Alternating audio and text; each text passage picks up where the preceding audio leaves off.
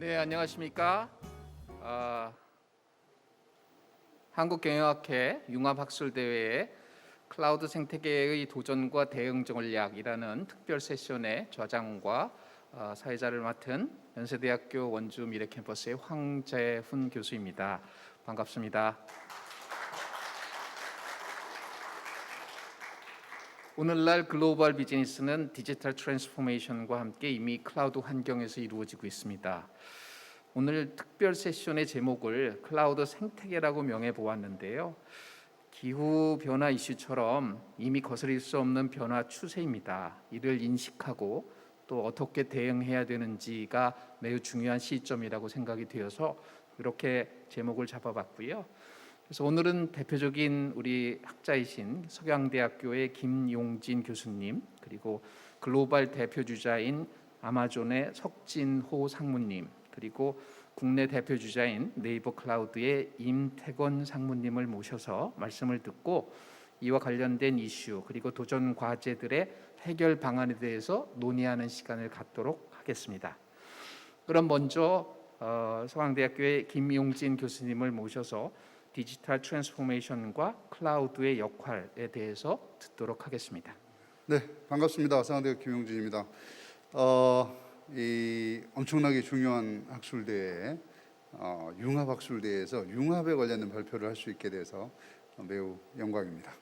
제가 오늘 드리고 싶은 말씀은 지금 현재 우리가 경험하고 있는 이 디지털 변혁이라는 게 무엇인지에 대한 간단한 설명과 그리고 거기에서 클라우드의 역할은 무엇이고 이 클라우드는 앞으로 어떻게 변해갈까라는 부분들을 간략하게 말씀을 드리도록 하겠습니다. 너무나 잘 아시겠지만 지금 현재 우리가 경험하고 있는 이 4차 산업혁명이라고 하는 것은 결국은 고객들이 원하는 시점에 원하는 장소에서 원하는 형태로 고객의 문제를 해결한다라고 하는 형태로 흘러가고 있습니다. 그런데요, 전통적인 비즈니스 방식은 이게 불가능하죠. 왜냐하면 이게 지금 결국 개인화와 맞춤화를 전제로 해야 되는데 이렇게 하려면 돈이 너무 많이 들어가기 때문입니다. 그런데 그걸 우리는 이제 밸류 코스트 딜레마, 가치 원가 딜레마라고 표현을 해왔습니다.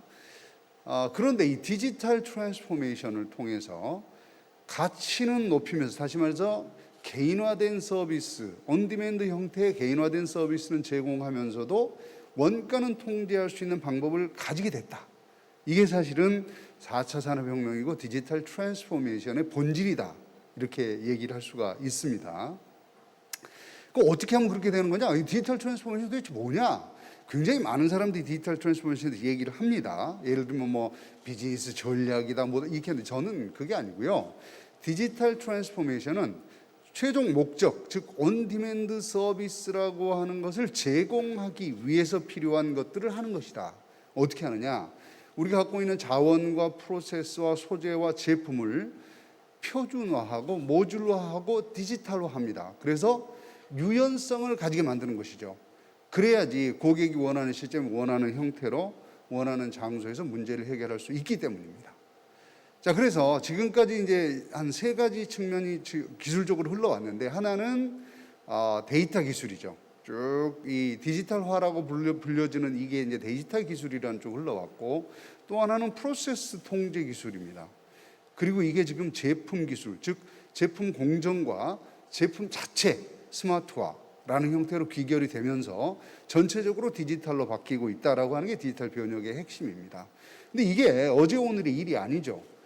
왜냐하면 기본적으로 우리는 제품의 서비스화, 즉 예를 들면 뭐 우버라든지 아니면 뭐 정수기 서비스 같은 거, 자동차 렌탈 서비스, 침대 렌탈 서비스, 모든 것들을 렌탈. 더군다나 요새는 중장비, 건설 산업에서 중장비 렌탈 이런 것까지 지금 다 나오고 있어요. 의료기기 렌탈은 너무나 당연한 일이고요. 이렇게 변화해 온 게 이게 제품의 서비스화다. 근데 그렇게 서비스화된 비즈니스를 컨트롤하기 위해서는 서비스의 제품화, 즉 소프트웨어화가 필요했다. 뭐 이런 얘기입니다. 그래서 이제 기업들은 제품 서비스를 디지털화했고 전달 프로세스를 디지털화했고 지금은 인더스트리 4.0이라는 이름으로 생산 운영 시스템을 디지털화하고 있어요. 그리고 지금 흘러가고 있는 게 거래 디지털화. 이게 이제 블록체인이라든지 메타버스라든지 이런 것들이 지금 여기에 해당되는 것들입니다. 그래서 궁극적인 목적은 뭐냐? 온디맨드 서비스를 제공하는 것이다 라고 말씀을 드릴 수가 있겠습니다. 온디맨드 서비스는 다양합니다. 예를 들면 모빌리티 온디맨드 서비스, 익스프레션 온디맨드 서비스, 날리지 온디맨드 서비스, 메디슨 온디맨드. 이게 무슨 얘기냐면 내가 필요한 시점에 필요한 장소에서 필요한 형태로 내 문제를 해결해 다오. 이걸 하자는 겁니다. 이게 디지털 트랜스포메이션이죠. 근데 이걸 하려면 기본적으로 크게 두 가지가 필요합니다. 하나는 커넥티비티, 연결성이죠. 하나는 인텔리전스, 지능이 필요합니다. 근데 이 두 가지가 합해져서 만들어지는 게 요새 얘기하는 XR, Extended Reality라고 하는 AR, VR, AR, MR 이게 통합이 돼서 이제 XR이라는 형태로 표현이 되고 있고 그게 어디서 돌아가느냐? 그게 클라우드 컴퓨팅 위에서 돌아가고 그게 메타버스 위에서 돌아간다. 클라우드 컴퓨팅은 인프라고요. 그게 네트워크로 연결된 게 블록체인이나 메타버스다라고 표현할 수 있겠습니다. 결국 이것들이 다 플랫폼 위에서 돌아가는 것들이죠. 예를 들면 이제 이런 것들을 제조업에서 보여주고 있는 예가 GE의 프리딕스, 다소의 3D 익스피리언스 이런 것들이 되겠습니다. 클라우드는 기본적으로 이제 크게 네 가지 레이어로 구성이 되어 있는데 맨 위가 이제 애플리케이션 레이어, 그리고 플랫폼 레이어, 그리고 인프라스트럭처 레이어, 하드웨어 레이어. 요거를 이제 서비스 형태로 이제 구현을 해주는 거기 때문에 우리가 SaaS, PaaS, IaaS 이렇게 이제 구분을 해왔던 것이죠. 지금 각각 레이어에 굉장히 다양한 플랫폼 서비스들이 제공이 되고 있습니다. 자, 이제 이게 문제예요. 자, 클라우드는 그러면 지금 핵심 이슈는 내가 컴퓨터를 가지고 있지 않아도 컴퓨팅을 할 수 있다. 일반적으로 우리가 이제 컴퓨팅을 한다 그러면 내 컴퓨터에 소프트웨어 사서 인스톨을 하고 회사는 자기 시스템을 만들어서 인스톨을 하잖아요. 그거 안 하면 안 돼? 그거를 안 하는 순간 우리는 내가 업데이트를 해야 될 이유도 없고 내가 그거를 소프트웨어 쓰지도 않는데 사갖고 인스톨을 해야 되잖아요. 비용이 많이 들어갑니다. 그렇기 때문에 전문 지식을 갖고 있는 전문 서비스라는 업체들이 내 애플리케이션도 서비스해주고 개발 환경도 서비스해주고 인프라도 서비스해주고 얼마나 좋아요. 그런데 지금은 이 클라우드끼리 연결이 안 됩니다. 그렇죠? 그런데 여기다 한 가지 더 중요한 변화. 디지털 트윈이라는 게 급격하게 확산이 되고 있다. 다시 말해서 얼마 전에 현대자동차가 이런 발표를 했습니다. 우리는 앞으로 제 자동차의 디자인, 모든 물적 특성, 충돌 실험, 테스트, 생산까지를 다 디지털 트윈으로 하겠다. 이렇게 발표를 했습니다. 결국 무슨 얘기냐? 모든 비즈니스 프로세스가 디지털 트윈이라는 형태로 올라간다는 얘기죠. 전력 개통, 다 디지털 트윈으로 갑니다. 그래서 결국은 제품의 디지털 트윈, 프로세스의 디지털 트윈, 그리고 네트워크의 디지털 트윈 이게 이제 나오기 시작을 했고요. 이것들이 실제 생활에 움직인다. 어디서 돌아가느냐? 클라우드 위에서 돌아간다. 근데 아주 재밌는 현상이 또 하나 벌어졌죠. 예를 들면 포트나이트에서 재즈 가수가 공연을 하는데 6천만 명이 왔다. 우리 블랙핑크가 리턴 팬 사인회를 하는데 6천만 명이 들어왔어요. 대학들이 입학식을 하죠. 그리고 요새 회의도 이 메타버스에서 합니다. 다시 말해서 실질적 물론 이제 메타버스는 다양합니다만 실질적인 물리적 환경을 사이버 환경에 구축을 했다. 이게 나 김용진이 이 아바타를 갖고 메타버스에서 논다. 공부도 하고요. 그다음에 물건도 사고 디자인도 하고 다 할 수 있어요. 이런 것들이 근데 메타버스 또한 아직은 연결이 안 돼 있습니다. 근데 재밌는 실험들을 하죠. 메타버스에서 내 아바타가 A라는 메타버스에서 B라는 메타버스로 이동을 합니다. 자, 이게 무슨 얘기냐면 이제는 개별적 클라우드 위에서 돌아가던 디지털 트윈들이 메타버스라는 환경 위에 올라오고 메타버스가 연결되는 인터넷 오브 메타버스 그거의 바탕으로 들어가면 클라우드 인터넷이다라고 표현을 할 수가 있을 것 같습니다. 이런 형태로 지금 변화를 하고 있습니다. 그래서 이게 구체적으로 모양이 보여지는 게 바로 이런 형태의 모든 서비스가 플랫폼 위에 올라와 있고, 그리고 그 플랫폼 아래는 기계들이 다 물리적 기계들이 연결되어 있는 구조, 이런 구조로 진화하게 될 것이다. 근데 여기서 이제 클라우드가 연결되려면 굉장히 중요한 게 하나 있죠. 클라우드 브로커. 다시 말해서 A라는 클라우드에 있는 서비스만이 아니고 B라는 클라우드에 있는 서비스를 땡겨 오려면 누군가 연결해 주는 게 있어야 될 거 아니겠습니까? 그래서 이게 인터넷 클라우드 네트워크 프로비저닝이라고 하는 역할을 갖고 있는 클라우드 브로커가 굉장히 중요한 역할을 하게 될 것이다. 이제 우리가 이제 디지털 번역의 핵심 이슈, 클라우드와 관련해서 이제 보면, 첫째는 가장 중요한 게 뭐냐면 우리가 하고 있는 서비스를 어떻게 표준화하고 모듈화할 수 있을 것이냐. 그리고 하드웨어 소프트웨어하고 완전히 분리된 형태의 통제 가능성을 확보를 할 수 있느냐, 유연성, 상호 운용성을 확보할 수 있느냐, 이런 것들이에요.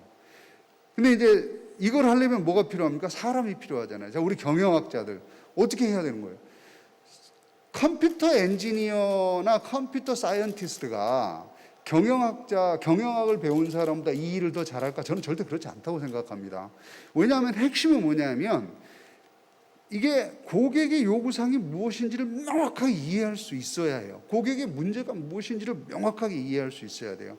그리고 나서 이 상호 운용성을 갖출 수 있도록 시스템을 만들어야 되는 거거든요. 결국은 개발자, 운영자 협업, 운영과 개발이 동시, 이게 다 돼야 되는 거거든요. 이거를 비즈니스 환경 내에서 구축할 수 있어야 된다, 이거입니다. 그래서 뭐 다른 분들이 이제 말씀을 더 잘 해주시겠지만, 어쨌거나 우리 경영학이 해야 될 일들은 어마어마하게 많다라는 말씀을 드리면서 마치도록 하겠습니다. 감사합니다. 혹시 그 통찰력 있는 가이드를 제시해 준 것 같습니다. 커넥티비티에 대한 중요성, 인텔리전스에 대한 중요성, 그리고 우리가 최근에 많이 얘기하고 있는 블록체인이나 혹은 메타버스 디지털 트윈이 결국 구현될 수 있는 것은 클라우드 환경에서 가능한 부분이다라는 것의 의미와 중요성을 잘 강조해 주시고 이해시켜 주신 것 같습니다. 그럼 다음으로 우리 네이버 클라우드의 임태건 상무님을 모시고 네이버 클라우드의 성장세와 비즈니스 전략, ESG 경영에 대해서 말씀을 듣도록 하겠습니다. 큰 박수로 환영해 주시면 감사하겠습니다. 네, 안녕하세요. 네이버 클라우드에서 그 사업을 맡고 있는 임태건이라고 합니다. 이렇게 그 좋은 자리에 초대해 주셔서 감사합니다. 저는 이제 그 네이버가 클라우드를 하기까지 경험하고 그때 우리가 드렸던 기회들, 이런 것들 잠시 말씀드리도록 하겠습니다. 클라우드라고 하는 것이 이제 그 흔히 말하는 전기나 수도처럼 인프라를 활용하는 그런 것이라고 저희는 생각하고 있습니다. 어디 이사를 갈 때 우물을 파거나 하지 않듯이 이제는 서비스를 안전하고 안정적으로 운영할 수 있는 사업자를 선택해서 그거를 활용하는 게 이제 지금의 추세라고 생각을 하고 있고요. 그리고 테크놀로지가 되게 중요한 시대가 된 게, 우리가 근 30년 동안은 기술 변화가 가장 빠른 시대에 살고 있다고 합니다. 우리가 자주 접하는 AI나 빅데이터나 자율주행, 이런 식의 용어들은 이제는 기술 용어인지 그 비즈니스 용어인지 헷갈리는 그런 시대라고 지금 저는 생각하고 있습니다. 이러한 테크놀로지를 기반으로 하는 것들이 가장 중요한 게 대용량 처리와 속도라고 생각을 하고 있고요. 그 대용량 처리와 속도를 가능하게 하는 게 클라우드 인프라라고 저희는 생각하고 있고, 그래서 저희는 이 사업에 뛰어들었습니다. 이런 건 이제 많이 보는 장표이긴 한데요. 특히 이제 클라우드가 이제 시장 점유율이나 아니면 그로스 레이트가 많이 올라간다는 그런 그림인데요. 특히 이제 코비드 19 이후에 그 성장세는 더 올라갔고, 향후 더 이제 이런 것들은 추세라기보다는 하나의 패러다임으로 변했다고 저희는 생각하고 있습니다. 저희가 이제 네이버가 사용하는 기술을 향해서 저희가 이제 클라우드를 만들었는데요. 여기 나오는 이제 액티브 유저들이 이제 한 달 동안 고객들이 들어온 사용자 수입니다. 그러니까 방문한 클릭 수가 아니고 사용자 수예요. 그러니까 이제 네이버 같은 경우는 한 달에 4,200만 명이 들어와서 이제 클릭을 하는 그런 시스템입니다. 그 외에 이제 다양한 네이버의 서비스들이 수백 가지가 있는데요. 이러한 기술들을 만든 인프라와 인력들이 그대로 네이버 클라우드를 만들었고, 이 서비스를 가지고 기업용 제품을 만든 게 네이버 클라우드입니다. 네이버 클라우드는 인프라뿐만이 아니라 그 본진에 있는 네이버에 있는 다양한 서비스들이 기업용으로 변해서 지도나 번역이나 이러한 것들을 네이버 클라우드 위에서 기업용으로 만드는 것들을 지금 하고 있습니다. 뭐 대용량 처리라든지 보안이라는 건 뭐 두말할 필요 없이 되게 중요한 거고요. 그리고 이제 본사에 저희는 이제 본사가 이렇게 글로벌을 지향하지만 본사가 한국에 있다 보니까 분당에 있는 수많은 개발자들이 직접 만들고 고객들한테 서비스하는, 순발력 있게 대응하는 이런 걸 장점으로 저희는 지금 서비스를 하고 있습니다. 저희가 이제 그 클라우드라는 걸 만들면서 어떤 경험을 하면서 이런 걸 했냐는 걸 잠깐 말씀드리도록 하겠습니다. 네이버가 지금 22년 됐습니다. 재작년에 20주년이라고 해서 저희 나름대로 조그만 어떤 행사도 하긴 했는데요. 네이버가 이제 4년, 5년 점점 더 넘어가면서 저희가 이제 그 고민했던 당면한 문제들이 스케일러블이나 릴라이블, 세큐어 이런 것들은 점점 더 필요하지만 코스트는 점점 줄여야 하는 이런 대부분의 고객들이 경험하는 것들을 저희들이 경험을 했고요. 이래서 저희가 준비한 것들은 이제 기술의 내재화고 글로벌 벤더보다는 우리가 직접 만들어서 하자. 그래서 DB라든지 웹 미드웨어라든지 이런 것들을 오픈소스를 가지고 저희가 직접 만들기 시작을 했습니다. 그러한 것들이 지금 현재 그 네이버 클라우드를 지금 발전시키는 원동력이 됐고요. 그래서 상당히 빠르게 제품을 만들어내고 있고 고객들한테 제공하고 있습니다.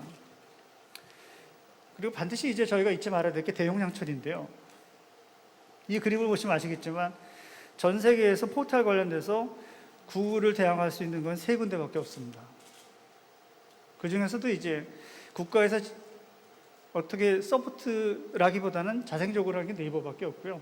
그래서 대용량 처리를 할 수 있는 글로벌 벤더로 저희는 지금 하고 있고, 그래서 클라우드 사업에 반드시 필요한 글로벌 지원을 저희는 지금 하고 있습니다.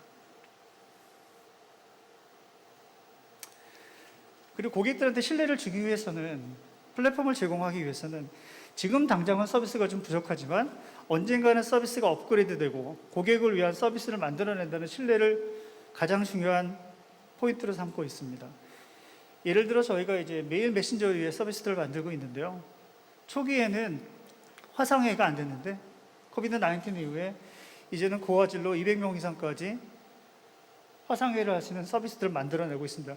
고객이 저희를 선택했다는 것은 그 서비스가 결국은 발전될 거라는 그런 믿음을 가지고 저희를 선택했다고 생각하고 있습니다. 이제는 글로벌을 더 이상 이제 논할 필요도 없는 거고요. 여러분들이 잘 아실지 모르겠지만 네이버는 전 세계 10개의 IDC를 가지고 있습니다. 그 전형선으로 2바퀴 연결해 놨고요. 글로벌 사업을 하기 위한 준비를 지금 하고 있습니다. 그리고 인력도 지금 중요하지만 개발 역량과 플랫폼에 대한 자부심을 가지고 개발 인력들을 하나씩 양성하고 늘리고 그렇게 하고 있습니다. 저는 네이버 들어온 지 한 15년 정도 됐는데요. 그전에는 네이버의 많은 서비스들이 아웃소싱 형태로 개발되는 줄 알았습니다. 그렇지 않습니다. 모두 인소싱하고 있고요. 더더군다나 최근 들어 이제 클라우드 사업을 확장하면서 점점 더 원천 기술을 개발하기 위한 인력들을 점점 더 많이 만들어내고 있고, 플랫폼 개발자라는 SI 사업자가 아닌 플랫폼 사업자라는 어떤 그런 정신을 가지고 개발자들과 함께 키워나가고 있습니다. 클라우드의 도전과 기회라는 어떤 주제를 말씀하셔서 잠깐 적어봤습니다. 경쟁은 소비자를 웃게 만듭니다. 지금 현재 클라우드 사업자들은 통신 사업자, 글로벌 사업자, 네이버, 카카오 다 뛰어들었습니다. 소비자 입장에서는 좋지 않은 일이지 않을 수가 없습니다. 한 업체만 부르지 마시고 견적도 받아보시고 그 뒷단에 있는 올해가 아닌 내년에는 어떤 서비스라든지 어떤 비즈니스에 도움이 되는 것을 활용하시는 게 좋다고 생각합니다.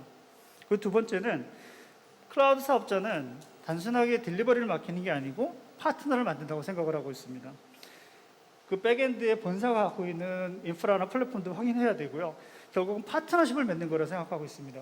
우리가 흔히 말하는 파트너십을 얘기할 때는 뭐 결혼이라든지 사업자라든지 이런 거 볼 때 여러 가지 보지 않습니까? 단순히 딜리버리가 아니고 얼마나 신뢰가 가능하고 그것들을 뒷받침할 수 있는 회사의 철학이라든지 결이라든지 이런 걸 보는 걸 생각하고 있습니다. 그리고 플랜이라고 하는 거는 기업에서 빅데이터나 AI라는 용어를 봤을 때 그거를 계획을 어떻게 할 것이냐라고 너무 고민하지 마시고 클라우드 사업자를 불러서 지금에 있는 인프라를 또는 지금에 있는 서비스를 어떻게 보면 리프트 앤 시프트 형태로 클라우드에 살짝 올려봐 놓으시면은 그것들이 발전돼서 빅데이터를 활용할 수 있는 API나 이런 것들을 활용할 수 있다고 생각하고 있습니다. 그 예고된 리스크라고 하는 거는 지금 현재 코비드 19 시대에 저는 과거로 돌아가기 힘들 거라고 생각하고 있습니다. 우리가 흔히 말하는 그전에 공유경제가 지금 현재 오히려 이제 메타버스 형태로 발전을 해서 엄청나게 각광을 받고 있습니다. 오히려 이러한 환경 자체는 기업하는 사람 입장에서는 그걸 가지고 받아들이고 기회를 만들 거라고 생각을 하고 있고, 그거를 활용하기 위해서 클라우드 사업자들 이용하셔서 활용하셔서 파트너로 삼으셔서 비즈니스에 활용하신다면은 훨씬 더 좋은 기회가 많이 만들어질 거라고 생각을 하고 있습니다. ESG 경영에 대해서 잠깐만 말씀드리도록 하겠습니다. 지난 5월에 네이버 한성수 대표님은 2040년까지 100% 재생에너지를 전환한다는 계획을 발표해서 ESG 경영에 동참하신다는 말씀을 하셨습니다. 저희는 그린팩토리라고 하는 사옥이 있고 국내 최대의 데이터 센터가 각이라고 춘천에 있습니다. 이미 재생에너지를 활용해서 에너지 효율성이 높은 어떤 이런 전력 활용을 하고 있고요. 올해는 제2사옥이라고 1984라고 하는 건물을 갖고 있고, 거기 건물이 로봇가 100대 정도 돌아다닌다는 이런 건물을 만들고 있는데요. 지열 에너지하고 태양광 에너지를 이용해서 사용 확대할 계획을 하고 있습니다. 그리고 2023년도에는 아시아 최대 규모의 제2 데이터 센터를 세종에 짓고 있습니다. 친환경 외기 냉방 시스템 도입이라든지 지열을 이용한 또는 태양광을 이용한 걸 하고 있어가지고 저희는 목표는 2030년까지 전체 사용량의 60%를 재생에너지를 사용하겠다는 목표를 가지고 있습니다. 그래서 탄소 중립국 추진 전략을 국가에서 하고는 2050년보다 10년 앞당겨서 2040년까지 100% 재생에너지를 활용하겠다, 이런 계획을 가지고 지금 플랜을 세우고 차근차근 밟아나가고 있습니다. 네, 고맙습니다.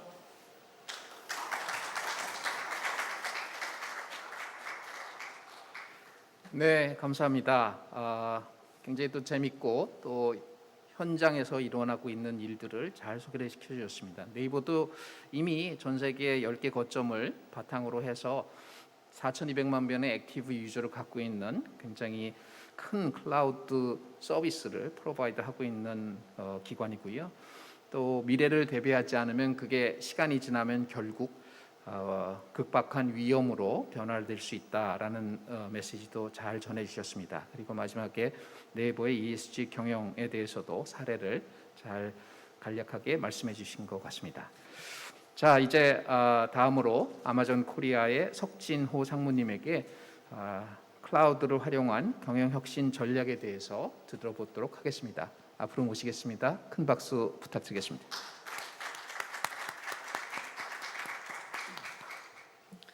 네, 반갑습니다. 아마존 웹서비스 코리아에서 근무하는 석진호라고 합니다. 제가 이제 되게 많은 국내 기업 분들과 이제 클라우드에 관한 논의를 할 때마다 여전히 되게 많이 받는 질문은 이제 클라우드를 왜 해야 되냐, 그리고 클라우드를 활용하면 뭔가 디지털 트랜스포메이션 잘 된다는데 그거 어떻게 하는 거냐, 이런 질문을 되게 많이 받습니다. 여전히. 그래서 그 질문에 대한 답을 어느 정도 좀 저희 생각을 좀 전달을 드리면서 같이 좀 생각을 해볼 수 있는 기회로 이번 시간을 활용해 보도록 하겠습니다. 저희는 어떻게 생각하냐 하면 이제 클라우드의 핵심은 어떤 기업의 민첩성을 증대하는 그런 쪽이라고 생각을 합니다.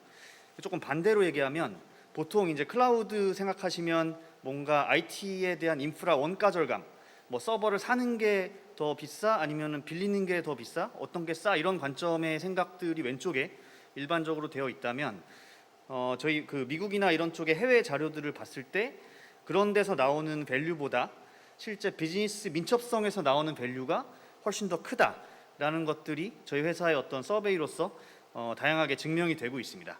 네, 그러면 저희가 이제 물어봐야 되는 질문은 그럼 저걸 어떻게 한국에서 똑같이 이제 실현할 것이냐, 이런 질문이 이제 돼야 되겠죠.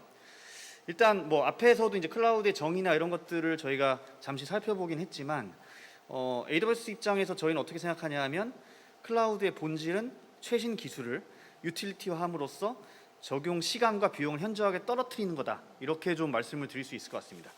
좀 예를 들어 드리면 왼쪽에 이제 AWS 서비스 맵인데 여기 보시면 뭐 머신러닝, IoT 이런 그 최신 기술들이 이제 있습니다. 근데 이제 일반 기업에서 예를 들어서 머신러닝 알고리즘을 새로 만든다라고 하면 그건 정말 천문학적인 투자 금액이 들 텐데 어떤 클라우드 벤더들이 이런 것들을 랩핑해서 API화해서 제공을 하다 보니까 이런 최신 기술들을 일반 기업들도 활용을 할 수 있게 되는 거죠. 네, 그래서 이제 이게 가장 그 중요한 개념이라고 생각을 하는데 그러면 이거를 이제 어떻게 잘 활용할 거냐라는 생각을 저희가 해봐야 되는데 의외로 클라우드만 사용한다고 해서 경영혁신이 자동으로 되는 거는 아니라고 생각을 합니다. 그러니까 여러 가지 이제 변화 관리 활동들이 같이 돼야 되는데 이제 크게 이제 아마존의 프레임워크로 봤을 때 네 가지 문화, 조직, 아키텍처, 메커니즘 관점에서 고민이 돼야 된다고 이제 생각을 하고요. 하나하나 간단하게 좀 말씀을 드려보도록 하겠습니다. 먼저 문화적인 관점에서 봤을 때 앞에서도 잠깐 얘기가 나왔지만 가장 중요한 건 고객 중심으로 다시 돌아가는 거라고 생각을 합니다. 왜냐하면 저희가 예전에는 기술에 대한 어떤 그 비용의 바틀렉 때문에 이제 기술을 먼저 검토하고 그걸 나한테 어떻게 적용할지를 고민을 했다면 이제는 그런 것들이 많이 낮아졌으니까 정말 고객이 무엇을 요구하는지를 다시 한번 질문할 때가 된 거죠. 그래서 굉장히 고객에 대해서 깊게 생각해야 된다라는 그 문화적 특징을 저희가 변화 관리를 해서 만들어야 되는 거고 두 번째는 지표를 저항한다라고 표현을 했는데 그 우리나라의 기업들이 너무나 여전히 좀 재무적인 그런 그 경영 지표들을 가지고 있습니다. 그래서 그런 것보다는 고객 지향적인 지표들을 더 많이 활용하고 더 빠르게 의사결정하고 그다음 외부에 집중하는 네, 그 우리 회사 내에서의 뭐 어떤 조직이나 재무 지표보다는 훨씬 더 외부에 집중하는 그런 것들을 이제 변화해서 관리를 해 나가야 된다 이렇게 말씀을 드릴 수 있을 것 같고요. 두 번째로 이제 많이 고민하시는 게 조직적인 부분입니다. 예, 우리 기업들이 굉장히 좀 군대적인 하이어라키컬한 조직들을 많이 여전히 가지고 있는데 이제 아마존 같은 경우는 투피자 팀이라는 용어를 씁니다. 이 팀의 어떤 특징은 두 가지가 있습니다. 첫 번째는 굉장히 작고 분산화된 유연한 팀 구조. 네, 센트럴라이즈된 의사결정 이런 게 아니라 그런 걸 다 분산화시키는 거죠. 뭐 저희 소위 말에 얘기하는 뭐 책임과 권한을 같이 보여야 한다 이런 네, 그것과 비슷한 거라고 생각하시면 될 것 같고 예, 두 번째로 IT적으로는 저희가 이제 뭔가를 개발하고 운영하는 조직을 보통 다르게 분리해서 운영을 하는데 이런 걸 같이 운영을 하는 겁니다. 네, 이렇게 되면 훨씬 더 그 데브옵스 관점에서 이제 컨티뉴어스하게 임프루브를 할 수가 있게 되는 거죠. IT적으로 조금 더 아키텍처적으로 봤을 때는 어떤 핵심적인 개념은 이렇게 빅뱅 방식의 변화를 추구한다기보다는 훨씬 더 작은 변화를 추구해야 한다는 점입니다. 왼쪽에 보시는 거는 뭐 저희가 일반적으로 하는 패턴인데 뭔가 저희 기업의 프로세스가 계속해서 변하고 있죠. 뭐 어떤 회사를 인수할 수도 있고 뭔가 어떤 새로운 제품이 나왔을 수도 있고 그런 변화가 생기는데 우리 기업들의 내부 시스템은 그거에 맞춰서 변화를 하지 못하고 있습니다. 네, 그러다 보니까 그 니즈와 어떤 현실의 갭이 점점 커지고 네, 그러다 보니까 저희가 3, 4년에 한 번씩 수백 명의 어떤 인원을 투입해서 소위 말하는 차세대 SI 프로젝트를 진행을 하죠. 근데 이제 그 방식보다는 훨씬 더 작은 단위로 변화를 하면서 프로세서 IT를 시간 단위로 또는 초 단위로 변경하게 하는 게 훨씬 더 중요하다고 생각을 합니다. 그러면 이거를 어떻게 실현을 할 것이냐라는 관점에서 보면 한 4가지 정도가 중요한 것 같습니다. 첫 번째는 마이크로 서비스 아키텍처의 적용입니다. 뭐 조금 더 쉽게 말씀드리면 IT 시스템을 되게 조각조각 뜯어서 레고 블록처럼 만드는 개념이고요. 네, 그러면서 유연성을 가져갈 수 있는 부분들이 분명히 있는 거고 두 번째 인력에 대한 부분인데 인력에 대한 투자 이런 건 뭐 당연히 일어나야 되지만 저는 어떻게 보면 더 중요한 건 차별성에 대한 인정이라고 이제 표현을 드릴 수 있을 것 같습니다. 당연히 뭐 머신러닝을 공부하신 분들이나 또는 그 어떤 비즈니스 IT를 같이 이해하시는 분들의 어떤 시장에서의 가치는 높기 때문에 기업에서 그걸 인정하고 그분들이 일을 할 수 있게 만들어 드리는 게 되게 중요하다고 생각을 합니다. 세 번째는 불필요한 업무를 자동화하는 부분인데 특히 이제 뭐 단순히 인프라스트럭처를 관리하고 뭐 DB를 관리하는 그런 것들은 다 자동화 이제 할 수 있기 때문에 그런 거를 자동화함으로써 불필요한 업무를 줄이는 게 되게 중요한 것 같고 네 번째는 기존 시스템과의 조화와 통합. 방금 말씀드린 것처럼 3, 4년에 모든 걸 갈아엎어서 새로 만드는 개념이 아니라 기존 것들을 계속 발전시켜 나가는 그런 부분들이 굉장히 중요하다고 생각을 합니다. 그러면 이제 이런 것들을 이런 그 아까 말씀드린 데이원 문화나 이런 그 개념들을 어떻게 우리 기업에 일상화 시킬 거냐, 되게 중요한 질문이라고 생각을 하는데 아마존 내부에서는 뭐 일종의 어떤 산출물 같은 프로세스가 있습니다. 그래서 아마존이 이제 끊임없이 혁신을 하면서 저희가 항상 그 물어보는 질문들은 누가 고객이냐, 그 다음에 그 고객의 프로블럼이 뭐냐, 그 고객의 프로블럼 해결됐을 때 베네핏이 클리어하냐, 이런 5가지의 질문들을 하게 되어 있는데 이 5가지 질문들을 산출물화해서 뭐 일종의 가상의 기사와 질문들을 산출물화해서 이제 그 운영하는 프로세스가 있습니다. 저는 이제 우리나라 분들한테 말씀드리는 거는 이 똑같은 산출물을 사용할 필요는 없는데 고객이 누구냐, 그 다음에 그 사람한테 무엇을 해줄 거냐라는 질문은 반드시 우리 회사의 그 중장기 계획이나 내년 계획에 들어가야 되는 질문이라고 생각을 하고 있고, 그래서 그 각자에 맞는 어떤 그 산출물 템플릿이랄까 프로세스를 고민할 필요가 있다고 생각을 합니다.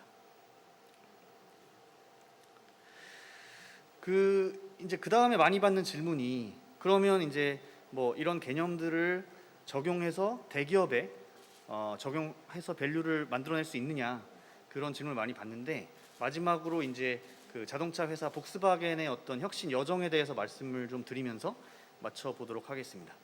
뭐 잘 아시겠지만 자동차 시장이라는 거는 굉장히 많이 변화하고 있습니다.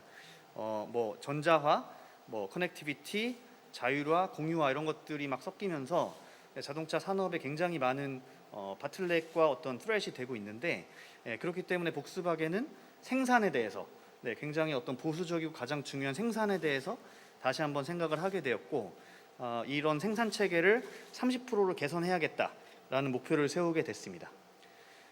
여기 뭐 제조업 관련된 일을 하시는 분들 좀 있으시겠지만 제조업에서 1%, 2% 개선하는 것도 정말 어려운데 30%를 개선한다는 건 사실은 굉장히 공격적인 목표고, 그렇기 때문에 과거와는 다른 방식으로 혁신을 진행을 해야 했습니다.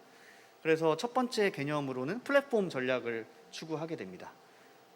그 DPP라고 여기 적혀 있는 것들은 복스바겐의 모든 공장들을 다 통합해서 운영하는 일종의 애자일한 클라우드 기반의 플랫폼이고, 두 번째 인더스트리얼 클라우드라는 거는 그 복스바겐의 부품을 공급하는 그런 생태계를 포괄하는 그런 넓은 개념입니다.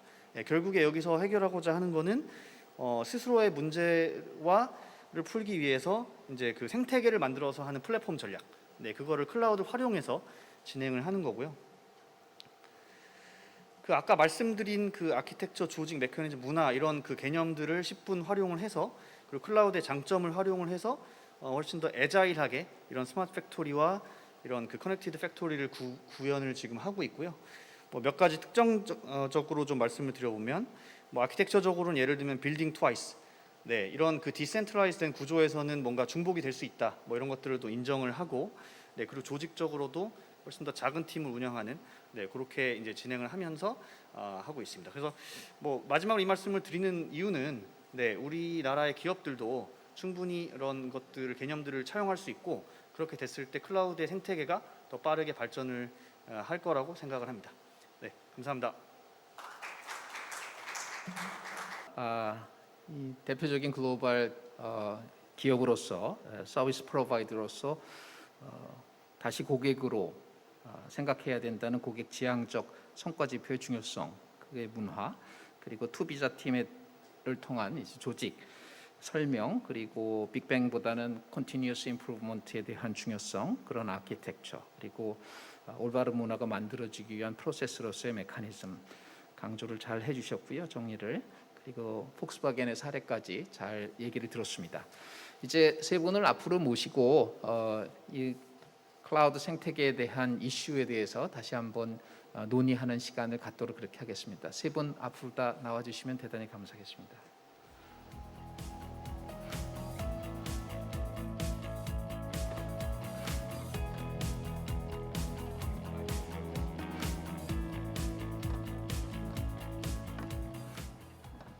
네, 감사합니다. 이제 세 분으로부터 우리 논의 주제에 대한 것들에 대한 고견을 듣는 시간을 갖도록 하겠습니다. 우선 그 클라우드 생태계에서는 이 국내의 서비스 프로바이더 그리고 커스터머 그리고 룰 세팅에 관여하는 거버먼트 이렇게 굉장히 다양한 파티들이 있는데 각 파티들의 역할이나 이슈 이런 것들에 대해서 어떻게 생각하시는지 말씀해 주시면 감사하겠습니다. 특히 커스터머의 역할이나 이슈 관련해서. 네, 제가 좀 먼저 말씀을 드려보도록 하겠습니다. 아까도 뭐 잠깐 말씀드린 포인트이긴 한데 이제 클라우드를 잘 활용하기 위해서는 이제 그 정말 엔드 유저, 엔드 고객한테 무엇을 해줄 거냐에 대한 그게 확실해야 되는데, 네, 그걸 하기 위해서는 먼저 기업들이 우리가 뭘 해줄 거냐라는 그 생각이 확고해야 된다고 생각을 합니다. 네, 그런데 약간 저희가 이제 기술을 활용하는 관점에서 뭔가 이제 기술을 먼저 검토하고 그게 나와 맞는지 약간 이런 식으로 좀 고객 중심보다는 조금 더 기술 중심으로 검토를 하는 게 일반화되어 있다 보니까 네, 그런 그 정말 무엇을 우리 기업이 할 거냐에 대한 질문에 대한 답들이 좀 불명확한 경우가 많이 있는 것 같고, 네, 그렇기 때문에 클라우드를 활용하는 데 있어서 좀 그 100% 밸류를 못 내는 그런 것들을 좀 많이 보게 되는 것 같습니다. 그래서 첫 번째는 이제 그런 그 고객 기업분들이 이제 그 더 확실한 그런 전략을 가져가는 게 첫 번째인 것 같고, 두 번째는 그러면 이제 그 저희 같은 클라우드 벤더들은 그런 고객을 서포트할 수 있는 체계가 단순히 이제 인프라스트럭처 관점뿐만 아니라 비즈니스 관점에서 할 수 있는 그런 체계들을 더 많이 갖춰 나가는 게 네, 더 중요하다고 생각을 하고 있습니다. 네, 고맙습니다. 혹시 네. 네. 아까 발표에도 잠깐 말씀드렸지만 클라우드 벤더를 선택한다는 것은 파트너를 고르는 거라고 생각하고 있습니다. 옛날에 IT라고 하는 것들은 기업의 비즈니스를 위해서 서버티브한 어떤 역할을 했다면 지금의 IT는 고객의 비즈니스의 맨 앞에서 시장을 개척하는 역할을 하고 있습니다. 그래서 가격 중심의 경쟁력보다는 결국은 그 본진에 있는 회사가 어떤 역할을 하고 어떻게 방향성을 가지고 할 수 있는 파트너를 선택한다는 느낌으로 클라우드 벤더를 고르시고 그 클라우드 벤더한테 많이 요구하시고 같이 한다면은 비즈니스를 레베뉴를 올리시는데 큰 도움이 되지 않을까 저는 이렇게 생각합니다. 네, 교수님.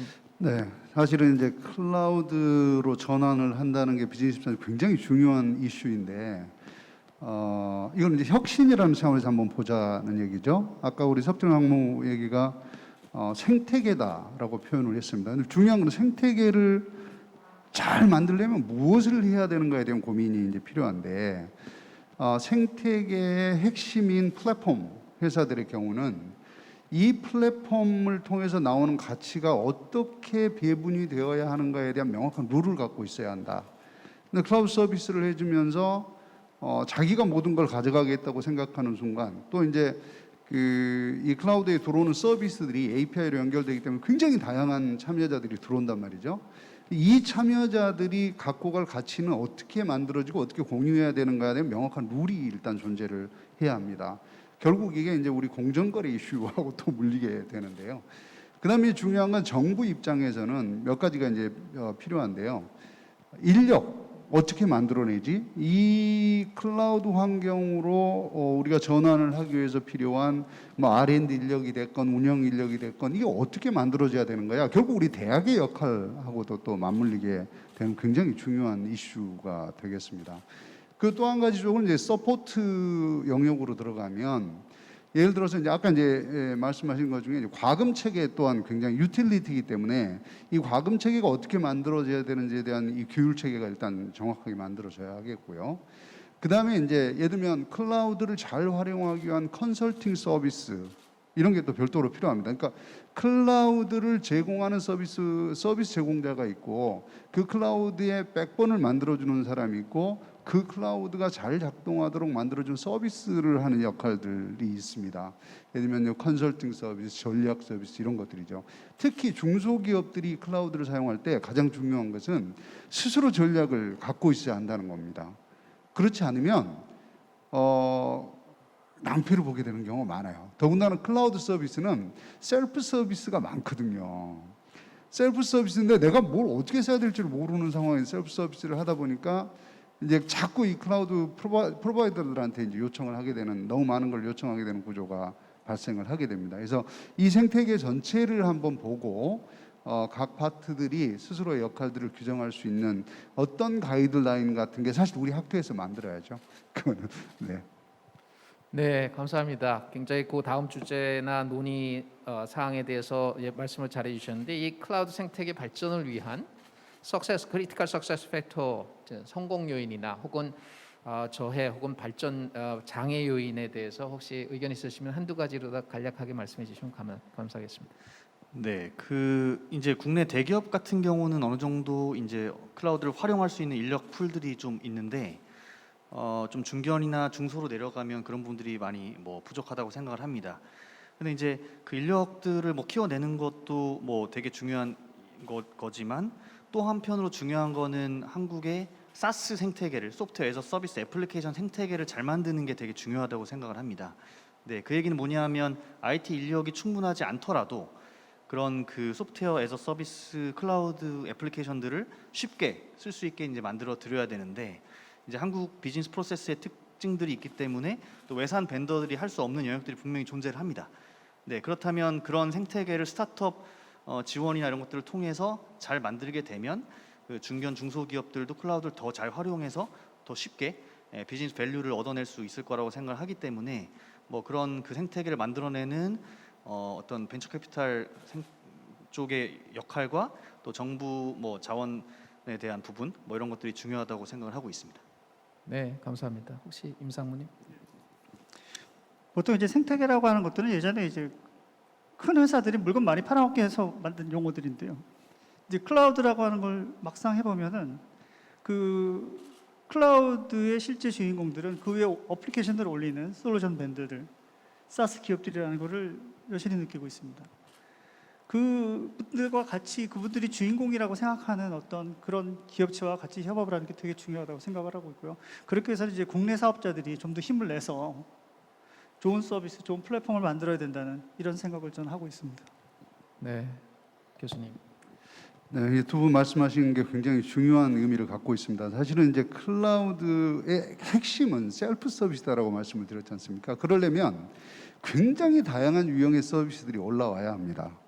그러니까 애플리케이션 레이어에서 내가 필요한 서비스가 있어야 쓸 거 아니겠습니까? 근데 이 서비스를 클라우드 프로바이더들이 다 제공을 못 한다는 얘기죠.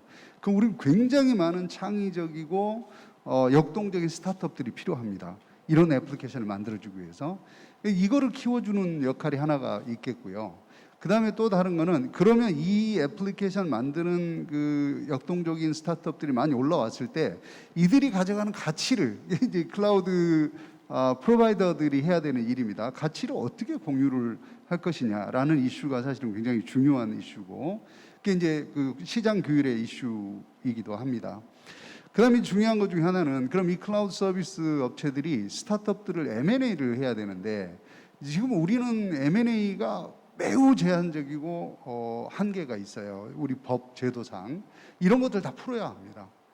그다음에 또 다른 중요한 거는 우리 조직 구조가 굉장히 연공서열 방식이에요. 전반적으로 이거 완전하게 수평적 구조로 가야 합니다. 그래서 아까 우리 임태건 상무가 얘기하셨는데 수평적 조직 구조를 어떻게 만들어내고 책임과 권한을 어떻게 지금 이제 사실은 클라우드 환경은 대부분 이제 프로바이더 입장에서 보면 뎁업이라고 하거든요. 디벨로퍼와 오퍼레이터가 같이 가는 구조입니다. 그렇기 때문에 내가 고객의 문제를 이해하고 애플리케이션을 디벨롭하고 운영을 하는 구조예요. 그러니까 굉장히 빠르게 의사결정도 이루어져야 하는데 이거 어떻게 만들어낼 거냐 문화적 이슈가 사실 우리 모든 조직들이 고민해야 되는 이슈이기도 합니다. 그러다 보니까 이제 교육 쪽으로 넘어오면 이게 굉장히 어마어마한 이슈가 지금 벌어지고 있는 거예요. 맨날 기업들은 사람 없다 그러거든요. 근데 대학은 그거 만들 생각을 안 해요. 기본적으로 디지털에 대한 이해, 디지털의 리터러시 꼭 코딩 안 해도 됩니다. 앞으로 코딩은요 AI가 다 해줄 수도 있어요. 제일 중요한 건 로직이다. 로직. 내 고객이 갖고 있는 문제를 이해하고 그걸 어떻게 해결하는가 로직을 만들어낼 수 있는가 그걸 예를 들어서 AI 태우면 프로그램이 나온다는 거거든요. 이런 인력들을 우리가 얼마나 많이 잘 만들어낼 수 있는가 그리고 그거를 이해하고 거기에 파이낸싱을 해줄 수 있는 인력들을 얼마나 만들어낼 수 있는가 그걸 이해하고 중소기업을 잘 도와줄 수 있도록 컨설팅 해줄 수 있는 인력을 얼마나 만들어낼 수 있는가 이게 다 융합이 되어야 하는 과제다라고 생각을 합니다. 여기에 이제 올라가는 게 예를 들면 이제 제페토가 제페토가 아니고 네이버 거니까 메타버스 같은 게 이제 우리가 사용을 하게 되잖아요. 그래서 사실 메타버스 똑같거든요. 서비스를 얼마나 잘 만들어낼 것이냐가 핵심이다. 그래서 사실 우리 지금 경영학 우리 융합학술대회니까 이 융합이라는 의미가 갖고 있는 어마어마한 의미를 우리 좀 더 고민하고 좀 더 활성화시켜야 될 필요가 있겠다. 여기까지 말씀을 드리겠습니다. 네, 감사합니다. 온라인 플로우에서 질문들이 많이 들어왔어요. 그래서 시간 관계상 한 질문당 한 분한테만 좀 여쭤보겠습니다. 이 클라우드를 이용하는 모든 정보의 이제 정보 보호 이슈가 굉장히 크지 않습니까? 그래서 정보 보호 주체는 누구라고 생각하시는지, 또 앞으로 정보 보호 보호 주체가 변경될 여지가 있다고 생각하시는지 궁금하다는 그런 플로우의 질문이 있었습니다. 혹시 석상무님 정보 보호에 관련돼서. 네네. 정보 보호는 클라우드 업체와 그 기업이 같이 이제 해야 된다고 생각을 하고요. 조금 역할이 다른 것 같습니다. 클라우드 업체는 정보 보호를 할 수 있는 플랫폼을 잘 관리하는 게 역할이고, 그 정보에 대한 보호 자체는 그 기업이 그런 그 툴이나 플랫폼 활용해서 이제 해야 되는 것들이죠. 뭐 예를 들어서 좀 말씀을 드려보면, 뭐 굉장히 센시티브한 뭐 엔드 유저에 대한 고객 정보가 있다라고 했을 때, 클라우드 업체들은 그런 걸 잘 관리할 수 있는 뭐 데이터 저장소랄지 이런 것들과 여러 어텐티케이션, 뭐 암호화 툴 이런 것들을 해줘야 되는 거고, 그걸 잘 활용해서 이제 잘 관리하는 건 또 기업의 역할이 굉장히 중요한 거기 때문에 뭐 기본적으로 같이 하는 거다, 이렇게 말씀을 드릴 수 있을 것 같습니다. 네, 고맙습니다. 또 네이버에 대한 질문이 또 여러 개 나왔습니다. 그 첫 번째는 네이버 클라우드가 넥스트 코리아의 어떤 국가를 혹시 타겟하는지 말씀을 해주실 수 있는지, 그리고 아까 프레젠테이션에서 경쟁은 결국 소비자를 웃게 만든다, 이제 경쟁이 굉장히 필요하다라는 말씀을 해주셨는데, 경쟁이 끝나고 나면은 이제 독과점 체제로다 이제 플랫폼 회사가 주도하게 되면 가격 상승으로다 연계돼서 소비자가 계속 웃을 수 없을지도 모르겠다, 이런 얘기를 해주셨어요. 그래서 어떻게 생각하시는지 의견을 여쭈었습니다. 네, 현재 네이버는 그 국내 사업뿐만 아니라 글로벌을 지향하고 있고요. 지금 현재 그 일본의 그 라인과 야후가 합병했듯이 여러 군데를 좀 나가고 있습니다. 그리고 또 유럽이나 미국의 지금 웹툰이라든지 아까 말씀드린 먼슬리 액티브 유저는 다 이제 글로벌 숫자입니다. 그래서 글로벌을 지향하고 있는데, 이제 클라우드 입장에서는 다음 국가를 어디로 할 것이냐, 솔직히 좀 어려운 질문입니다. 예전에는 저희가 이제 라인이 나가는 패스를 위주로 해서 따라 나가는 경향이 좀 있었는데, 지금은 약간 좀 바뀐 것 같습니다. 그래서 일본이 될지 동남아시아가 될지 그건 저도 솔직히 잘 모르겠습니다. 그리고 또 하나는 아까 말씀드린 것 중에 경쟁 관련된 말씀인데, 네. 결국은 사업자는 장사할 때 내가 없으면 안 되게 만들고 싶고요. 고객은 네가 없어도 돌아가게 만들고 싶은 게 생긴 것 같습니다. 지금 현재 클라우드 변제는 절대 독점으로 갈 수는 없습니다. 국내 사업자, 해외 사업자, 어마어마하게 인프라를 보유하고 있는 B2C 회사들은 다 이 시장에 들어올 거고요. 그때 고객들은 한 곳에 얽매이지 않게 내 파트너를 잘 골라서 본인의 비즈니스의 향상이 될 수 있는, 도움이 될 수 있는 파트너를 고르는 게 가장 중요한 일이라고 생각합니다. 저도 개인적인 의견으로는 기술은 지속적으로 발전을 하고 진보를 하기 때문에 특정 서비스 프로바이더에 국한되지 않고, 그것을 결국 극복하는 회사들이 출연하게 되면 고객은 그거에 따라서 움직이지 않을까라는 생각이 듭니다. 그래서 이건 계속 진보적인 그러한 환경이지 않을까라는 생각은 듭니다. 마지막으로 우리 김영진 교수님한테 이 클라우드 생태계 발전과 한국이 리더가 되기 위해서 어떤 인력이 육성되어야 될지 학계 입장에서 말씀해 주시면 감사하겠습니다. 네, 뭐 우리 학회 입장에서는 사실은 가장 중요한 게, 일단 첫 번째는 비즈니스를 이해하는 인력이다. 근데 비즈니스 그냥 이해하는 게 아니고요. 우리가 다 펑셔널하게 지금 가르치고 있기 때문에 가장 중요한 건 실제 내 고객은 내가 파이낸스를 하는지 뭐 마케팅을 하는지 생산을 하는지 관심이 없습니다. 자기 풀고 싶은 문제를 얘기를 하는 거예요. 그 문제를 정확하게 이해할 수 있는가, 그 문제에 대한 솔루션을 만들어낼 수 있는가, 이게 핵심이고요. 그거를 로지컬하게 이해를 해서 코드로 바꿔낼 수 있는가, 요거고요.